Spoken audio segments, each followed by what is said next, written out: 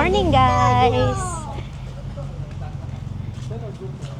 On our way to Spaka. What? Glacia?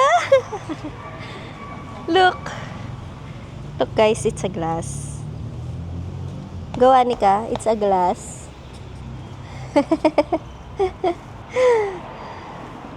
Hindi ako, Anika. Ang daming parang weird na mga bagay na nakikita namin dito. Careful, baby! Yan yung Spaka, guys. Bibili ng mga gamit si Jilan for tattooing. This is a tattoo supply.